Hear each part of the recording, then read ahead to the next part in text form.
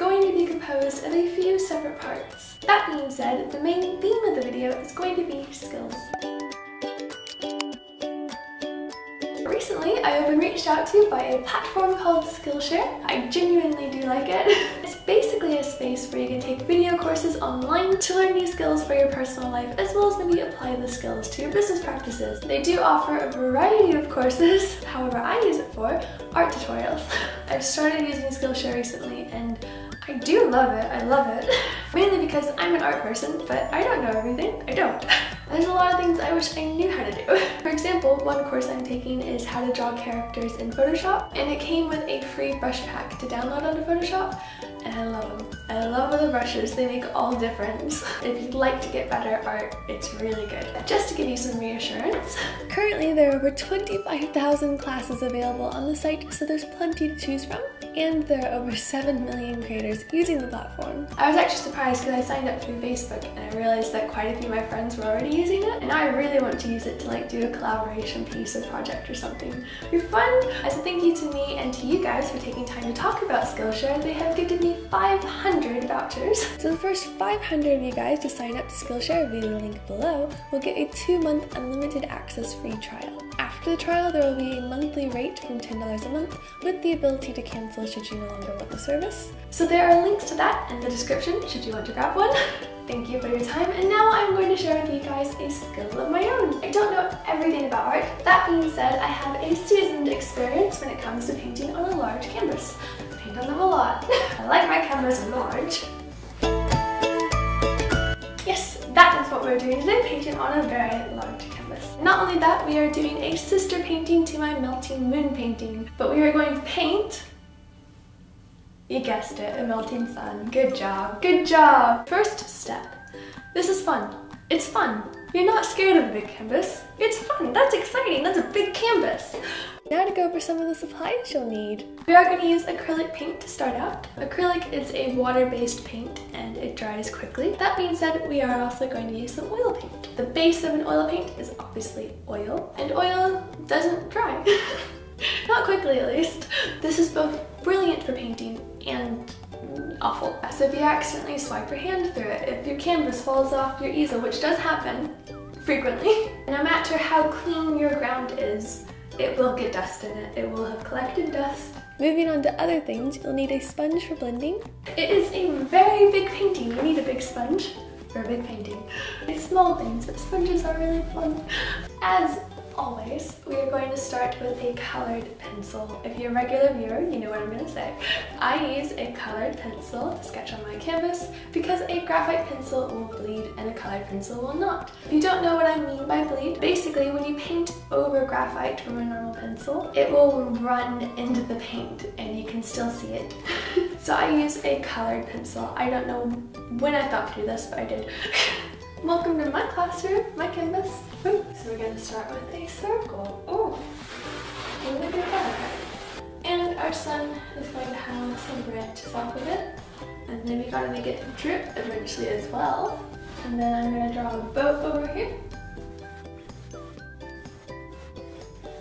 We're doing a very wobbly artistic sun shape here. In the background, I think I'm going to go for a mixture of daylight and sunset. So we'll see how that goes. It's very sketchy, as you can tell. Very, very sketchy. On this side, we have my paintbrush boat. And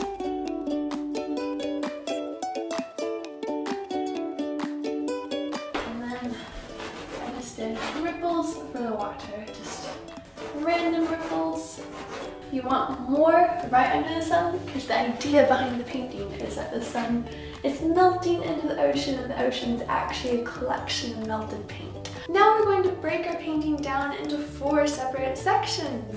So we're going to start with the sky, move on to the sun, the boat, and then finish off with the water. The sky is going to be done fully in acrylic paint, and for this I'm going to pre-mix the colors out in these glasses. Now let's mix some paint. To start out, I'm going to use a sky blue and yellow to mix a bright blue with a hint of green. For the next one, I'm taking the blue that I mixed and adding white to it to make it even lighter, and this will be the main color. Then I'm going to mix a pinkish orange and a golden yellow color. Given how large the canvas is, you will need to mix a fair amount of the paint to cover it. Now we go for the canvas, and we're just gonna go for it. We're gonna have a lot of fun. I'm going to take the yellow paint and do a thin 2-inch strip of paint along the base of the sky. Then I'm going to take my orange paint and paint a larger section just above that. I'm not going to make it completely straight at the top. I like adding diagonal lines in my skylines. Makes it feel a bit more whimsical. Next I'm going to blend the two colors together a little bit better. Now using the light blue, we're going to go over the whole top part. This is just the base coat of paint, so it's not going to look well blended yet. It'll have gaps and appear to be too thin in areas. You have to build the paint up, so this is just the beginning. We'll add more detail when we get to the top coats of paint. Now we take our sponge and cut it into little pieces. I know it used to be such a big sponge. It was a bit too big though, I'll admit. And this time we're going to paint the entire sky again, but this time we're using our sponges to blend.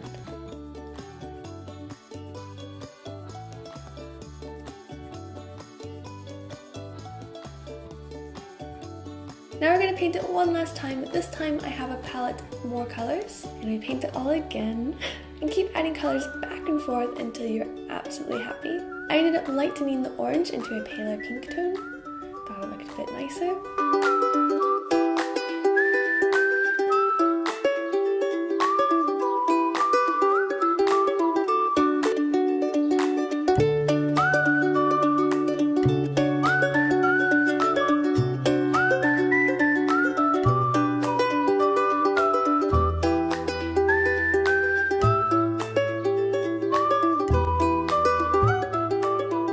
This time we're adding white highlights blended randomly across the top. Then we're going to clean up the shapes of the sun and the boat using white acrylic paint. And any areas you kind of crossed with a sponge made it a bit messy. So we're just trying to make it sharper now.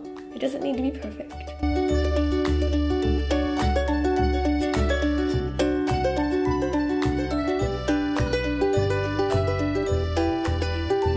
Touch-ups, that should be it for the acrylic paint. And now we're going to move on to do oil for the rest of the painting. The sun is going to be a circle with darker orange on the outer ring of it and pale yellow tones on the inside. I've also kind of made chunky rays coming out of it, so when it melts it looks like it's literally melting out of the rays. For the shadows I'm using pale pinks and purples to add tone. And when working with oils, I tend to start from the top of the image and work my way down when painting. This way I don't accidentally rest my hand on top of the wet paint. I'm blending back and forth and trying to get rid of any excess oil paint to make it a thin layer. And since I'm using lighter colors for this, I didn't need to do an undercoat of acrylic paint. If I have darker tones, normally I do like to do an undercoat of acrylic because it makes the oil come through a lot better. But in this case, we've lucked out. I'm working my way around, making sure the more vibrant yellow tones are on the edges of the sun shapes, fading to white in the center. I'm also adding green tones in places that I want to look more liquid. This is because the sun is yellow, but the sky is blue, and blue and yellow make green.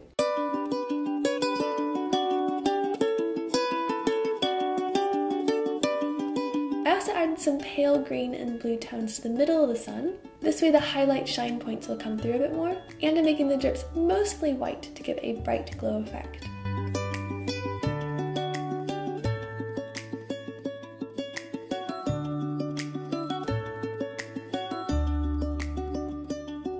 The little boat. This is based on my golden art ship pin from my weekly giveaway. I just figured it would pair well with the sun's colors. Also, I needed a boat. Now for the water. I'm doing random waving lines in lots of different colors that I can pull from the sky. When painting water, it does essentially reflect the sky. But here I'm also making the sun look like it's melting into it. So I'm definitely making the yellow tones thicker than I normally would. A bit more exaggerated. The yellow then fades into a seafoam green with darker blue shades around them. And this goes on super quick and easy. I'm throwing in darker tones every now and then, but making sure to get plenty of that yellow in to reflect the sun.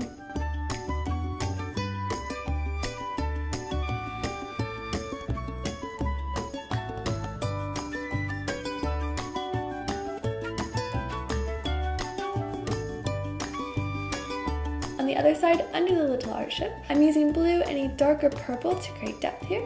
keeping it darker at the top and blending it into a lighter blue at the bottom. And across the canvas, I've added varying tones of the blue.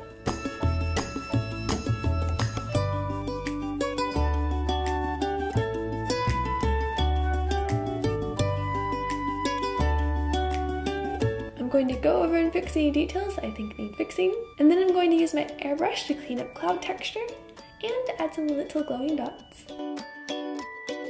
And here is the finished painting.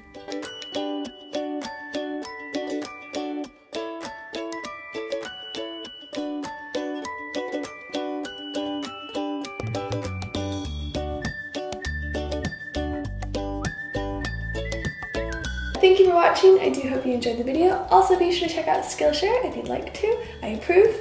As always, I do have my weekly golden pin giveaway, the very same golden pin that inspired the painting. They match. If you'd like a chance to win a golden pin, then please leave a nice comment down below. And if you like my videos, please share them. Please, please, please. And I will see you next time. Bye. Bye, bye, bye.